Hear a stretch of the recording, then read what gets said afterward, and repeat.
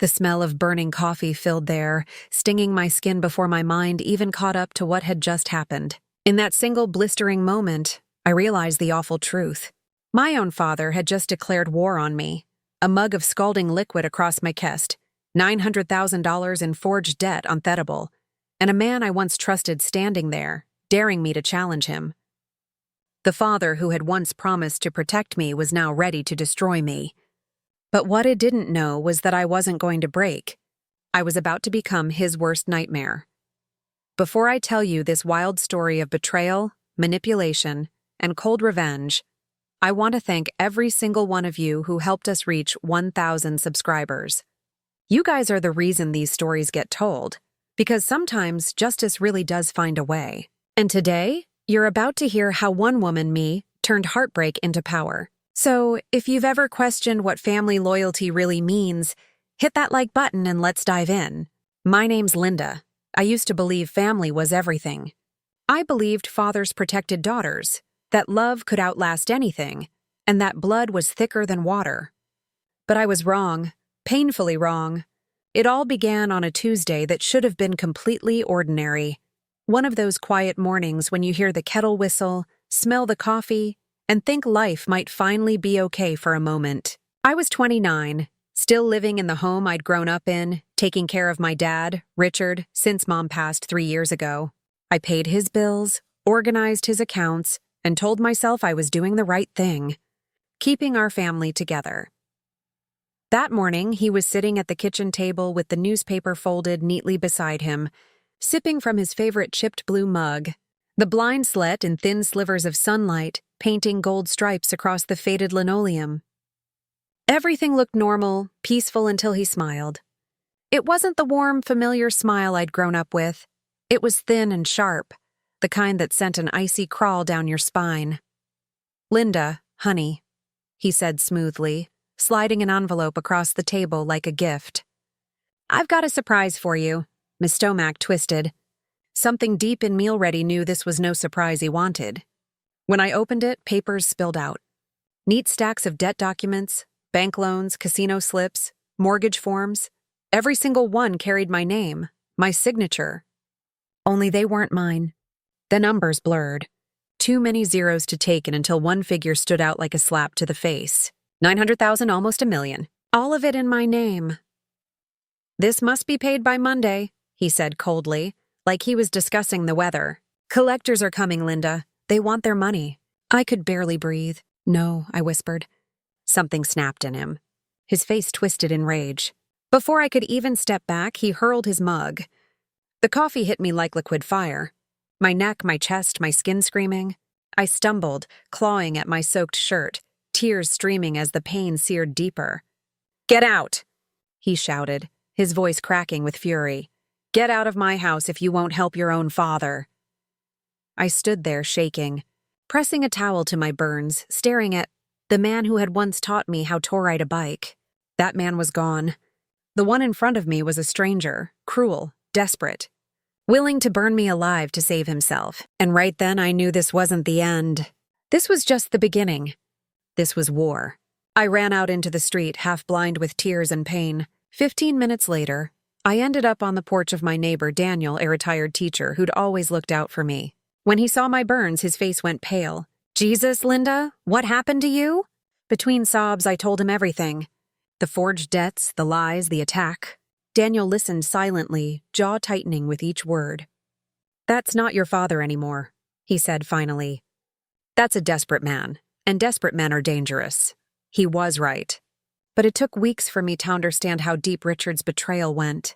That night, lying in Daniel's guest room with ice pressed to my burns, memories started crashing down like waves. The forged signature on my savings account last year. I'd found 3,000 missing. But when I confronted him, he'd faked a coughing fit so bad I drove him to the hospital, sobbing with guilt. He never brought it up again. Then came the strange mail. New credit cards, loan offers, even bank statements for accounts I'd never opened. He always brushed it off with, "It's just identity theft, honey. Throw them away." The more I thought, the more I realized how isolated he'd made me. He'd cut me off from friends, discouraged dating. Guilt tripped me every time I mentioned moving out. "It's just you and me now," he'd say. "We have to stick together." And then there was the gambling.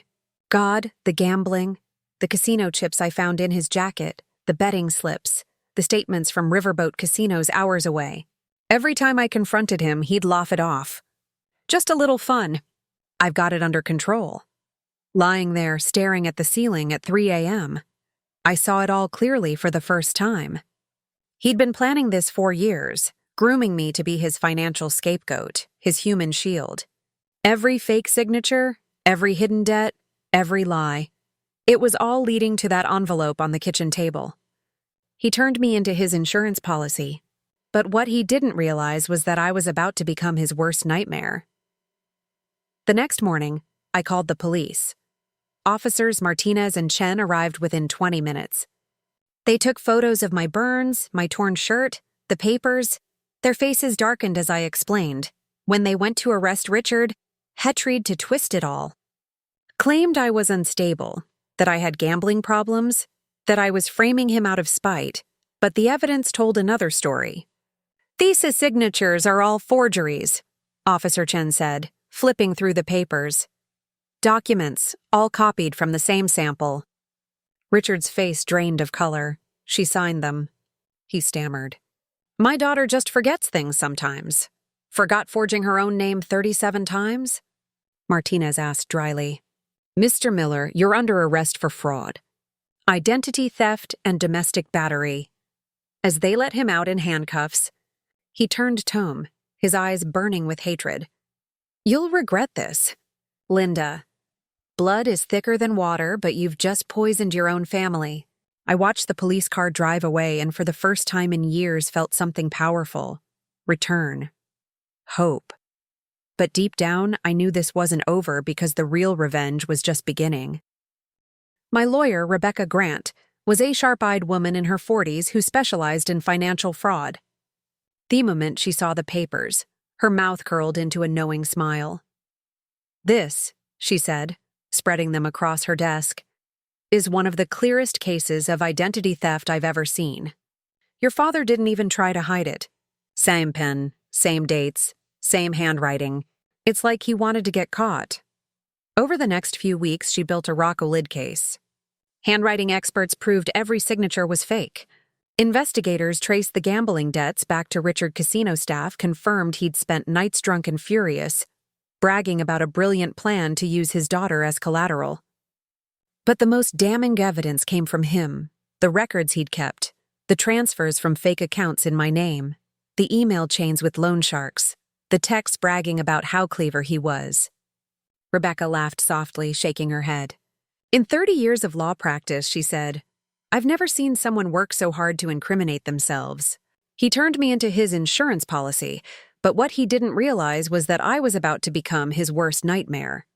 The preliminary hearing was scheduled for 6 weeks after his arrest. Richard had hired a bargain basement lawyer named Matthew Thompson, who seemed more interested in plea deals than actual defense. When I saw him in the courthouse hallway, he looked smaller, somehow diminished. His expensive suit couldn't hide the fact that he was scared. Good. He should be scared. The courtroom was packed. Word had gotten out about the father who tried to frame his own daughter, and the local news had picked up the story. I could see reporters in the gallery, their cameras focused on Richard as he sat at the defendant's table, sweating through his shirt. Judge Virginia Collins was a stern woman with silver hair and zero tolerance for nonsense. She'd read through the case files beforehand, and her expression made it clear that she was not impressed with Richard's version of events. "Mr. Miller," she said, "you stand accused of 37 counts of fraud, identity theft, domestic battery, and attempted extortion. How do you plead?" Richard's lawyer whispered something in his ear, but Richard pushed him away. "Not guilty, Your Honor. My daughter is lying to cover up her own gambling debts." I felt Rebecca tense beside me. Richard was going to trial, which meant I'd have to face him in court and relive everything. But it also meant that his crimes would be exposed in excruciating detail. Over the next 3 days, Rebecca systematically destroyed Richard's credibility. She called handwriting experts who testified that the signatures were obviously forged by someone with access to genuine samples. She presented bank records, showing that money from the fraudulent accounts had been spent at casinos. Note on anything that could remotely benefit me. She even called casino security officers who testified that Richard had been banned from 2 establishments for aggressive behavior toward staff. But the most devastating testimony came from his own gambling buddies. Joseph Martinez, a regular at the Riverboat Casino, took the stand on day 2 under oath, had admitted that Richard had bragged about setting up his daughter to take the fall for his debts. He'd even laughed about how easy it was to copy her signature because she'd been signing documents for him for years. He said she was too stupid and loyal to ever figure it out. Joseph testified, said he had her wrapped around his finger. I watched Richard's face crumble as his own friend destroyed him. The jury looked disgusted. Even his lawyer seemed to be distancing himself. On day 3, I took the stand. Rebecca walked me through the timeline of abuse and manipulation, the gradual escalation from small financial favors to full-scale identity theft. When she asked me to show the jury my burned scars, still visible 3 months later, I unbuttoned the top of my blouse and revealed the angry pink marks across my chest. The jury gasped. One woman in the front row actually covered her mouth in horror. "Your father did this to you?" Rebecca asked. "Yes," I said, my voice steady despite the tears in my eyes. "He burned me because I wouldn't pay debts that weren't mine. He was willing to destroy me physically and financially to save himself." When it was Matthew Thompson's turn to cross-examine me, Het tried to paint me as a vindictive daughter who was exaggerating the abuse. But every question he asked just made Richard look worse. "Isn't it true that you lived entry in your father's house?" Hesked. "It's true that I lived there while caring for him after my mother's death," I replied. "I cooked his meals, managed his medications, and tried to help him with his gambling addiction. Here paid that care by trying to frame me for nearly $1 million in debt." The jury deliberated for less than 2 hours. When they returned, the foreman stood up and delivered the verdict that changed everything. On all counts, we find the defendant guilty. Richard collapsed in his chair. The sound he made was somewhere between a gasp and a sob. Judge Collins sentenced him to 8 years in prison with restitution payments of $25,000 to me for damages and emotional distress. As they led him away in shackles, Richard turned to me one last time. "You destroyed your own family," he whispered. "I hope you're happy." I looked him straight in the eye and said the words I'd been practicing for months. "You destroyed yourself. I just made sure everyone knew about it." Today, 18 months later, I'm sitting in my kitchen, the same kitchen where Richard tried to burn me, drinking coffee from a new mug. The house is mine now, paid off with the money recovered from his fraudulent accounts. The burn scars have faded to thin silver lines that remind me not of pain, but of the moment I decided to fight back. Every month, I receive a check from the state prison system, $25 deducted from Richard's commissary account, and sent to me as restitution. It's not much money, but it's the sweetest 25 I've ever earned. Each check is a reminder that justice was served, that the man who tried to destroy me is paying for his crimes every single day. He's tried to contact me through lawyers, through mutual friends, through other family members. He wants forgiveness. He wants me to visit him. He wants to make things right. But some betrayals can't be forgiven. Some wounds got too deep to heal. And some people forfeit their right to redemption the moment they choose cruelty over love. I've built a new life from the ashes of the old one. I have friends now. Real friends who care about me, not what I can do for them. I'm dating a wonderful man named Daniel. Yes, the same Daniel who helped me that first night. Who treats me with the respect and kindness I should have demanded all along. I'm taking college courses and planning a future that belongs entirely to me. Richard may have given me life, but he never gave me love. Not real love. Real love doesn't forge signatures. Real love doesn't throw scalding coffee. Real love doesn't try to destroy the people it claims to protect. Blood may be thicker than water, but it's not thicker than justice. And justice, when it finally comes, is the sweetest revenge of all. Sometimes the people who are supposed to protect us become the ones we need protection from.